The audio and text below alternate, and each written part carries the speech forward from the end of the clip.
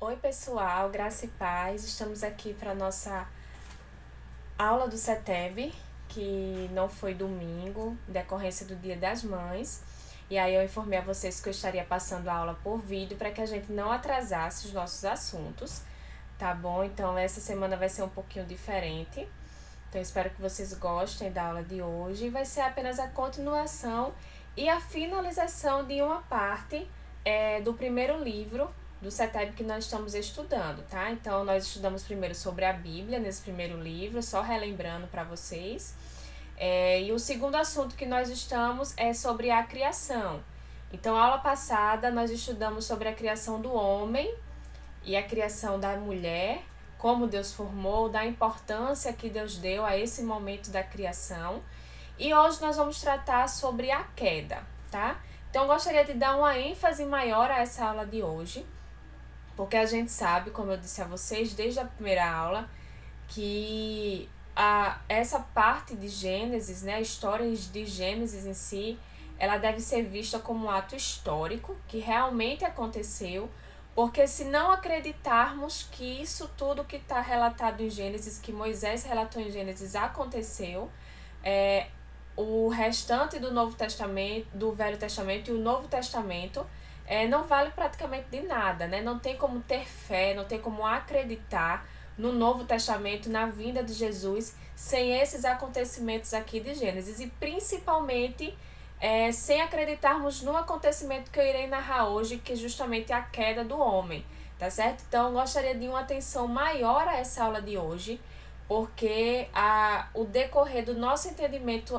da palavra de Deus se dá pelo acontecimento da aula de hoje, que é justamente a queda do homem, tá? Então, tudo que vem acontecendo depois disso, no Velho Testamento e no Novo principalmente, veio acontecer justamente por causa do que aconteceu nesse episódio aqui de Gênesis que foi relatado, tá? Precisamente, a aula de hoje vai ocorrer, vamos falar um pouco em torno do capítulo 3 de Gênesis, tá bom? Então, espero que Deus possa me usar nessa aula e que você venha ser cheio da presença do Senhor, da alegria e da esperança que vem ser mostrado agora nessa aula, porque mesmo em meio à queda do homem, mesmo em meio ao nosso pecado, e ao pecado do início de Adão e Eva, que também se trouxe a nós, né, hoje, nós temos responsabilidade também nisso,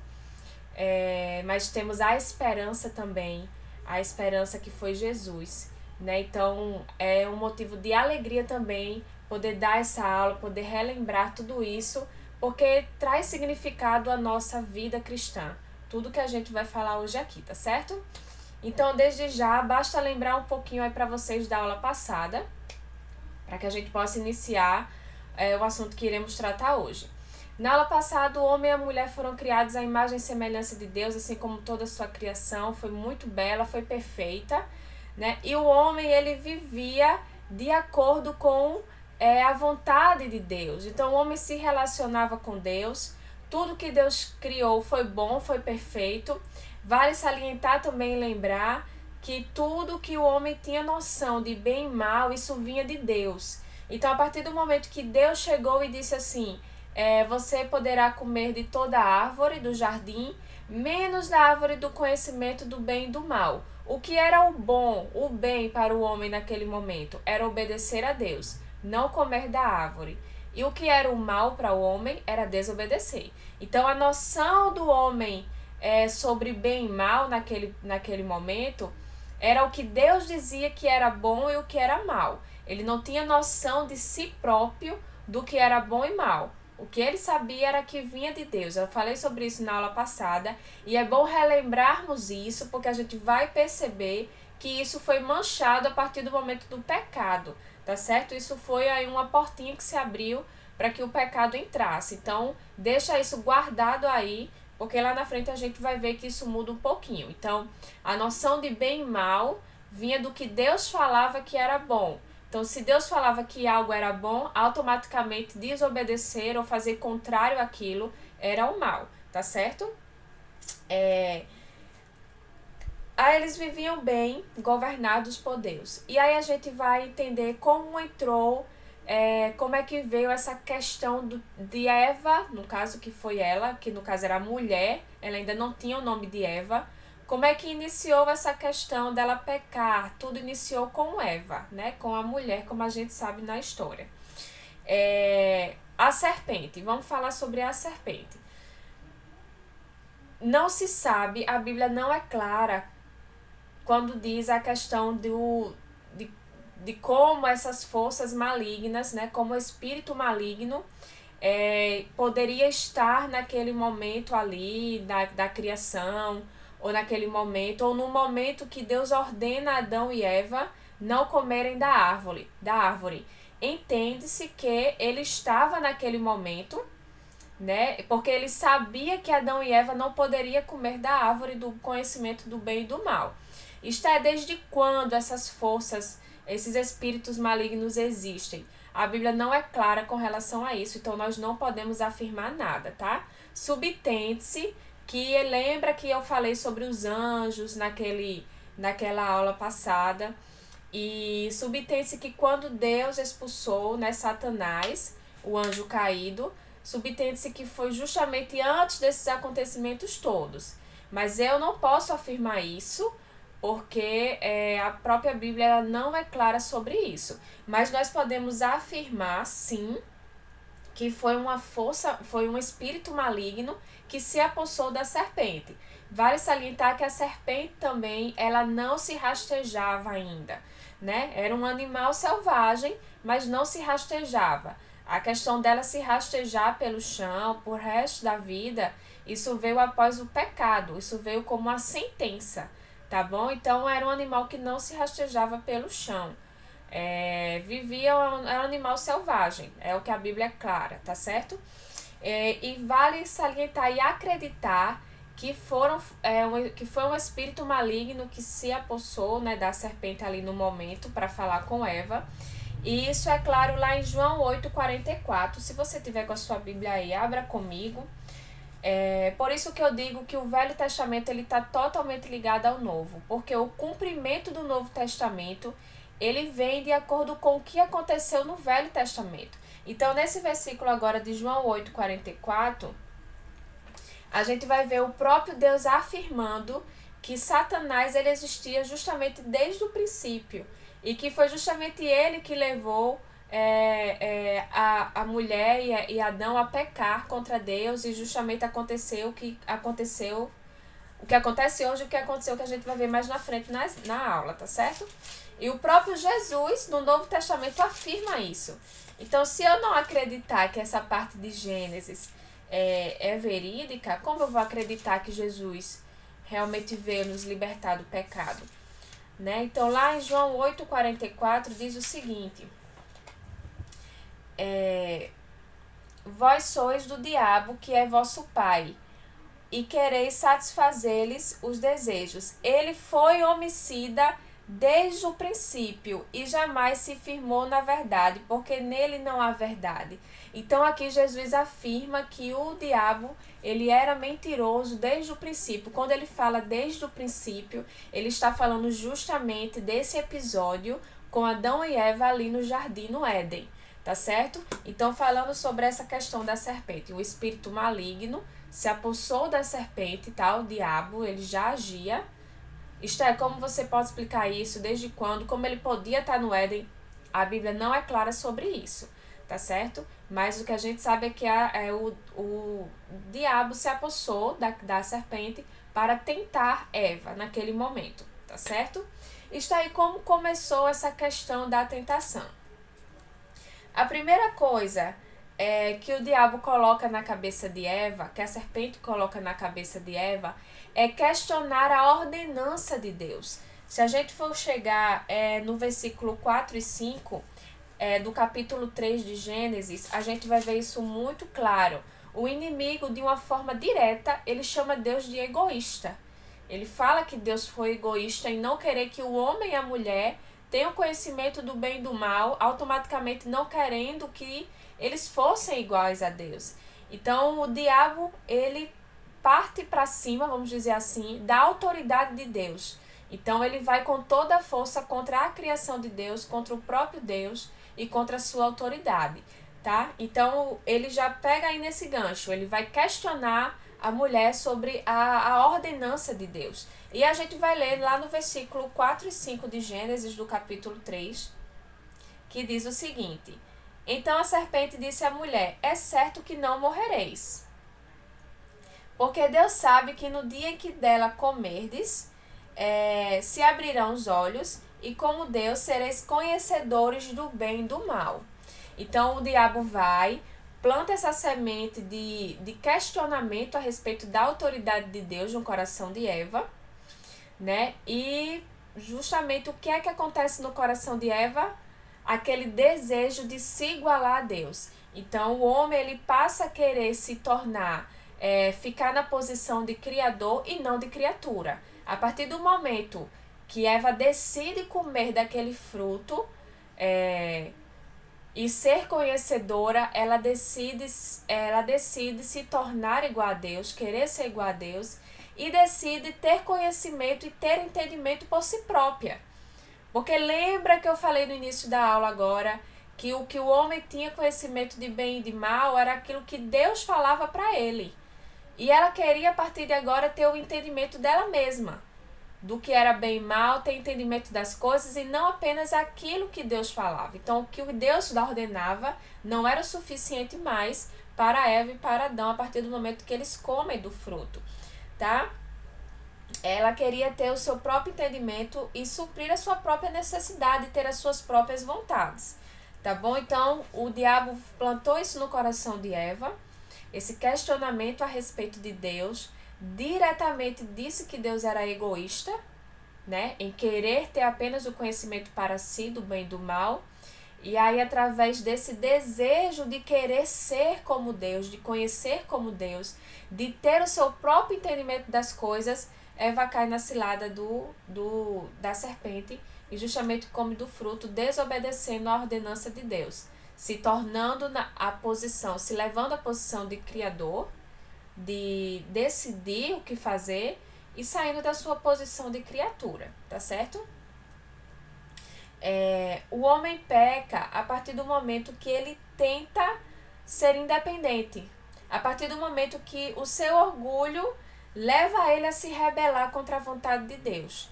Então, a partir do momento que, pelo seu próprio entendimento, Eva decide comer daquele fruto, ela se rebela contra a autoridade de Deus, contra a santidade de Deus e contra tudo aquilo que Deus ordenou, tá certo?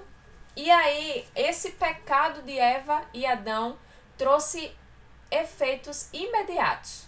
A partir do momento que eles comeram do fruto, os efeitos desse pecado foram imediatos, e alguns efeitos é falado aqui. Um desses primeiros efeitos está lá no versículo 10, tá bom? Que diz o seguinte: ela comeu do fruto, deu a Adão, Adão também comeu, tá? A Bíblia não é clara quando fala em relação a Adão estar no momento. Entende-se que Adão estava no momento que a serpente estava conversando com Eva, mas a Bíblia não é certeira a respeito disso, ela não fala com certeza, tá? E depois desses acontecimentos todos, aí vem as consequências imediatas, tá bom? A primeira consequência está lá no versículo 10, que diz: Ouvi a tua voz no jardim, e porque estava nu, tive medo e me escondi. A primeira, e eu acredito que a pior consequência do homem depois desse pecado foi o distanciamento dele com Deus. Nesse versículo 10, o que foi que aconteceu? Houve o medo.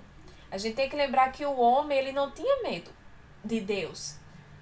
Ele não tinha medo do desconhecido, vamos assim dizer, né? A gente sabe que Moisés escreveu isso para o povo de Israel, né? Então, o homem não tinha medo de Deus. E ele passa a ter medo. A partir do momento que ele come do fruto, ele passa a ter medo. Ele ouve os passos de Deus no jardim e ele passa a ter medo e vai se esconder. Como assim? O homem tinha relação com Deus. E a partir do momento do pecado, por que ele teve medo? Porque essa relação foi quebrada. Essa comunhão foi quebrada a partir do momento que eles decidiram se rebelar contra a autoridade e a vontade de Deus. tá? Então, o primeiro efeito desse pecado foi o distanciamento de Deus. O medo que eles sentem mostra isso. O segundo pecado imediato, né? A segunda consequência imediata desse pecado a gente vê no mesmo versículo, que é o distanciamento um do outro, de Adão e Eva. O que é que acontece? Eles passam a ter vergonha um do outro por estarem nus, que era algo totalmente normal antes do pecado. Então, para eles, isso passou a ter vergonha do outro porque estavam nus. E qual é a primeira coisa que eles fazem? É correr e achar alguma coisa para se cobrir, né? E a gente sabe que essa questão da nudez, por exemplo, no Antigo Oriente, isso era tido como vergonha. Essa questão hoje é algo muito normal, né? Essa questão da nudez. Normal para quem não é cristão, né? Mas antigamente, no Antigo Oriente, essa questão da nudez era símbolo de vergonha. Era um símbolo de derrota e humilhação. Então, a partir do momento que os olhos de Adão e Eva se abrem e eles sentem vergonha um do outro, é justamente aquela questão de humilhação, de derrota, de ter pecado realmente contra Deus e se envergonhar disso, da situação que eles estavam. Então, aquela situação de nudez também causou um distanciamento entre Adão e Eva, tá certo? A vergonha deles de estarem nus. E outra coisa também que mostra essa questão do distanciamento entre eles é a questão da acusação. A gente sabe que quando Deus pergunta o que foi que Eva fez, né, ela culpa a serpente. E quando primeiro Deus vai questionar Adão, porque ele era o cabeça.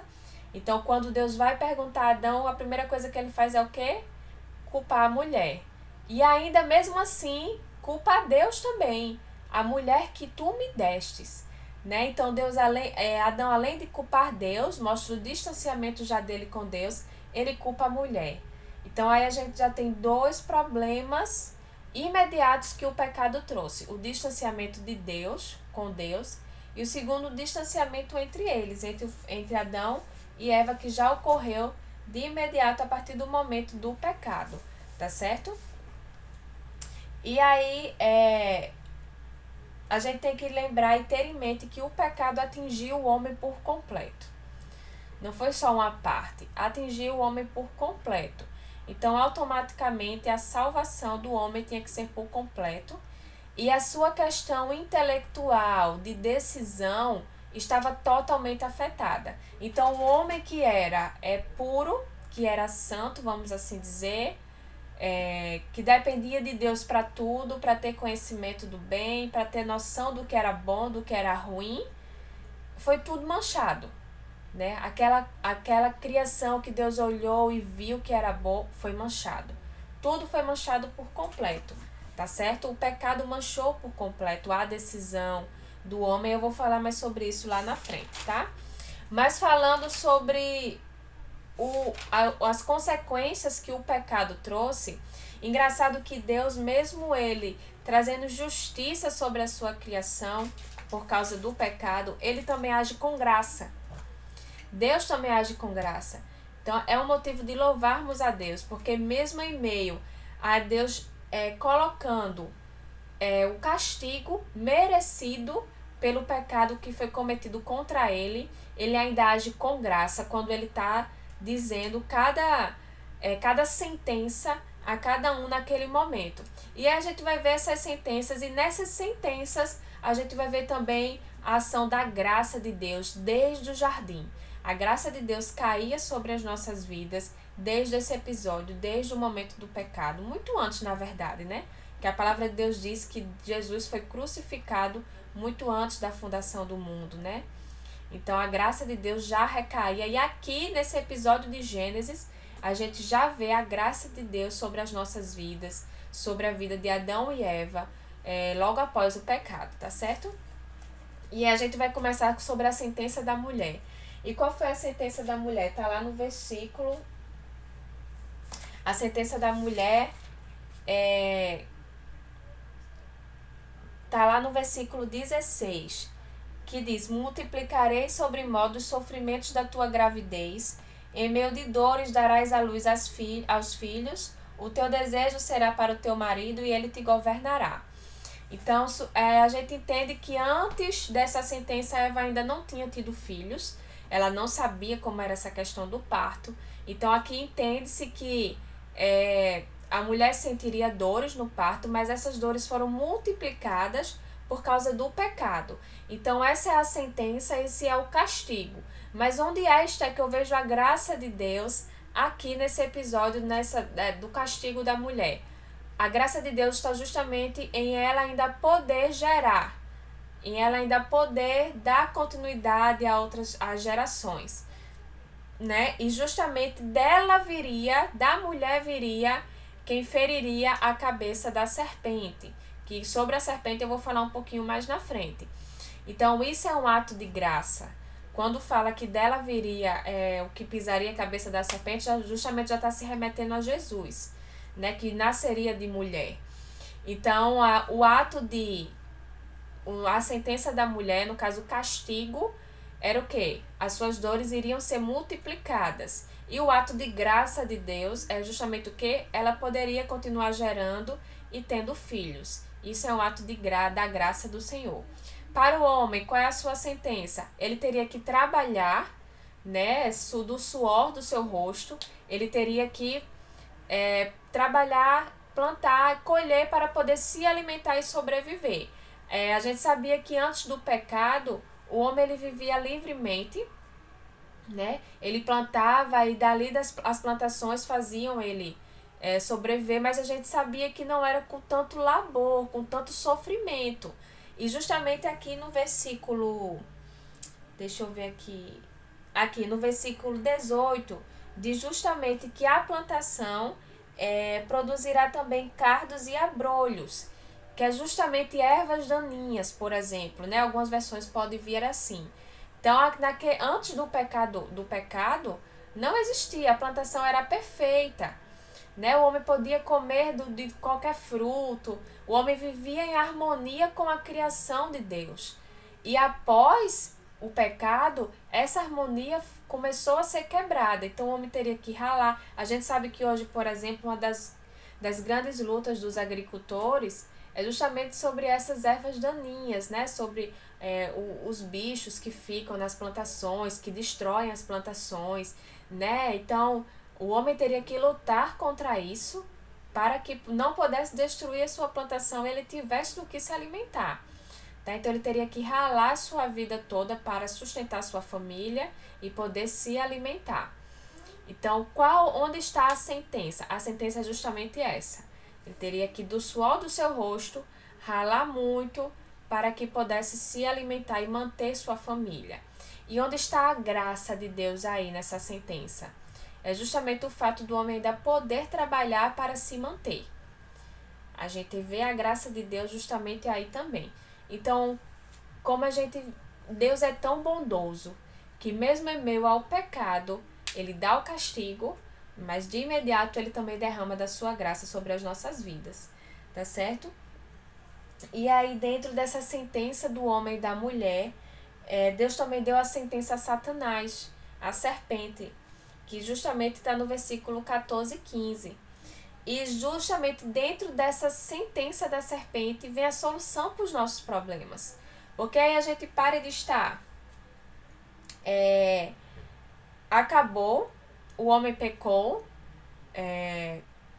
o homem foi expulso do jardim, está longe de Deus, está separado de Deus, a relação com Deus foi quebrada, a aliança foi quebrada, o homem foi expulso do jardim, até porque se ele não fosse expulso, ele poderia comer da árvore da vida e ele iria viver eternamente no pecado. Então o homem foi expulso do jardim, houve a sentença, certo? E agora? O que é que iria vir? Qual a salvação que nós teríamos agora, né? Diante de tudo que aconteceu. E justamente a solução do pecado veio pelo sacrifício de Jesus. E isso é dito justamente aqui nesse momento. Justamente na serpente.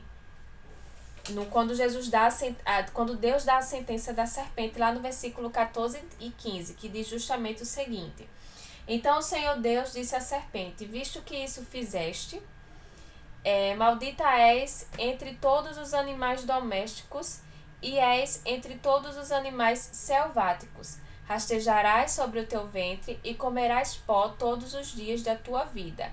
Aí aqui, porém inimizade entre ti e a mulher, entre a tua descendência e o seu descendente. Este te ferirá a cabeça e tu lhe ferirás o calcanhar. A gente sabe que essa questão, quando houve essa sentença da serpente, essa questão de haverá inimizade entre a tua descendência e a descendência da mulher. A gente vê que essa inimizade se perpetua a partir do momento que Deus dá a sentença. As outras gerações a gente vai ver que sempre uma geração ela agradava a Deus e outra não. A gente vai ver isso em Caim e Abel, e depois em Sete, né? A gente vai ver isso em Esaú e Jacó, e por aí vai. Nas outras histórias a gente sempre vai ver que tal pessoa agradou a Deus e tal pessoa não agradou a Deus. E daí começou a se separar as descendências, e justamente a gente sabia que isso ia acontecer porque isso foi dito aqui na sentença da serpente, tá certo? Então, já havia essa inimizade, isso já era esperado, tá bom? Então, justamente a descendência da mulher é aqui que vinha Jesus Cristo, para que pudesse nos libertar, e justamente a sentença, a descendência da serpente é justamente aqueles que não agradam a Deus, que não foram salvos, nem foram alcançados por Deus, pela sua graça, tá certo? Quando fala da parte de que a serpente ferirá o calcanhar, fala justamente da crucificação de Cristo, de Jesus, porém não é um ferimento, uma ferida, por exemplo, que levaria à morte eterna ou seria fatal, tá? Porém, quando fala que e ele te ferirá a cabeça, é algo fatal. Então fala justamente do que Jesus venceria de forma final o diabo, tá certo? Então, é como eu disse desde o início. Se algumas pessoas não acreditam pelo fato de uma serpente falar, e enfim, algumas pessoas não acreditam, mas se não acreditarmos nesse episódio aqui de Gênesis, que foi narrado por Moisés, nós não temos como acreditar na vinda de Jesus, não temos como acreditar na redenção, não temos como acreditar na crucificação e ressurreição de Cristo. Então também não temos como acreditar que há solução para nós, tá certo? Então, nós cremos por fé em tudo nisso aqui que é falado, tá? E aí, para finalizar nossa aula de hoje, nosso livro traz justamente um questionamento, uma perguntinha a respeito do livre-arbítrio do homem. Se a questão do pecado manchou o livre-arbítrio do homem. E eu queria discutir com vocês um pouquinho sobre isso, tá? Antes do pecado, o homem ele tinha livre-arbítrio, tá? Isto é o que é livre-arbítrio. É o poder de escolha, tá? Então, justamente a gente viu isso. A Eva, ela escolheu comer do fruto. Como eu disse, o diabo foi, Satanás foi, plantou no coração dela essa questão de querer ser igual a Deus, e ela escolheu comer do fruto. A partir do momento que o homem peca, o livre-arbítrio ele para de existir. Por que o livre-arbítrio para de existir? Quando Adão e Eva pecou, eles eram totalmente, vamos dizer assim, santos. Eles eram sem pecado algum, eles não tinham conhecimento do pecado. A partir do momento que ela comeu do fruto, que Adão comeu do fruto e eles pecaram, o homem passou a ser conhecedor do quê? Do bem e do mal, tá? Então, a partir do momento que eles comeram do fruto, o pecado entrou no mundo. Quando o pecado entrou no mundo, lembra que eu falei que o homem por um todo, ele foi manchado, né? Ele foi manchado de pecado. Então, o nosso livre-arbítrio, ele seria totalmente voltado para o pecado se ainda existisse. Se eu fui toda manchada pelo pecado, então todos os meus desejos, eles vão ser voltados para o que é pecado, para o que é contrário a Deus, tá? Então, antes do pecado, de Adão e Eva pecar e comer do fruto, tá? Eles eram totalmente santos, não conheciam o pecado. Então, seus desejos eram todos voltados para aquilo que era a vontade de Deus, tá? Após o pecado, após a queda, o pecado entrou no mundo E aí todo o nosso viver, todo o nosso pensamento, todo o nosso querer ficou voltado para o que é contrário a Deus e à vontade de Deus. Então, por isso que não existe livre-arbítrio hoje. Você existe, o que é que existe hoje? Hoje existe livre agência. O que é livre agência? É o ato de escolher que nós temos coisas normais do nosso dia a dia. Então, é o quê? Escolher a roupa que eu usei para gravar esse vídeo aqui para vocês, escolher a hora que eu estou gravando o vídeo, escolher a forma que eu estou dando aula e escolher também até certas questões do dia a dia, né? Escolhas que nós temos e nós somos seres pensantes e escolhemos. Agora, qual é a coisa que nós não temos poder de escolha? A salvação. Nós não temos como escolher Cristo. É por isso que nós cremos na predestinação, nós cremos que Deus nos elegeu antes da fundação do mundo, nós cremos na eleição. Porque se o nosso entendimento foi todo manchado pelo pecado, então não tinha como olhar para Cristo e escolher Deus. Eu não tinha como escolher seguir a Cristo. Se não for Ele que vem a mim, não tem como eu ir até Ele, porque eu estou totalmente manchada pelo pecado. Então, por isso que nós não cremos que existe livre-arbítrio hoje mais, principalmente nessa questão da salvação.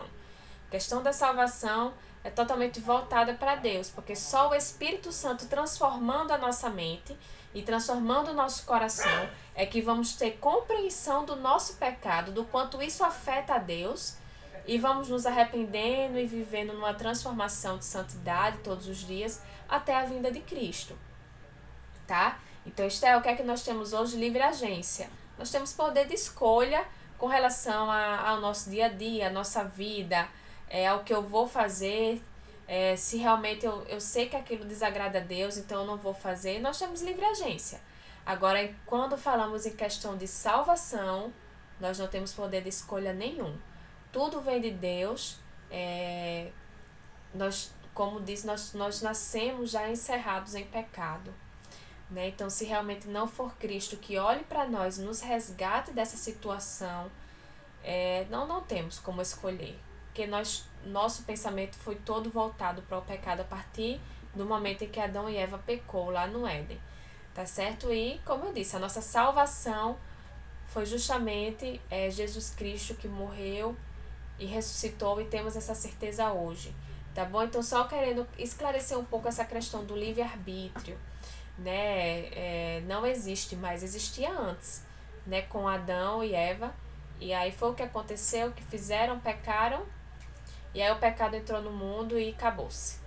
Aí só Jesus, realmente, Deus, com seu olhar de amor, de resgate, para que pudéssemos sair dessa situação do pecado, tá certo?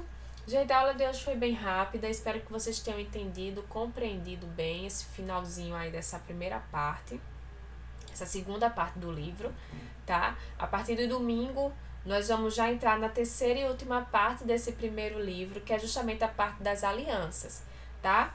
Houve a criação, houve a queda, certo? E agora? Jesus viria, essa aliança foi firmada com quem? Através de quem? Deus usou quem? Então, a gente vai ver isso a partir do próximo domingo. Os pais, né, da fé, com quem Deus fez a aliança, né, com o homem. E essa aliança chegou até nós e se perpetua até a vinda de Cristo. Né? Cristo tem mantido a aliança que ele fez conosco, tá bom? Então, próximo domingo, nós vamos começar a falar das alianças, tá bom? Então, fechamos essa parte aí da criação e domingo iniciamos a terceira e última parte do primeiro livrinho, tá bom? Que Deus abençoe vocês, uma ótima semana. E qualquer dúvida, como sempre, estou às ordens, estou à disposição para o que der e vier, tá bom, gente? Deus abençoe, um abraço.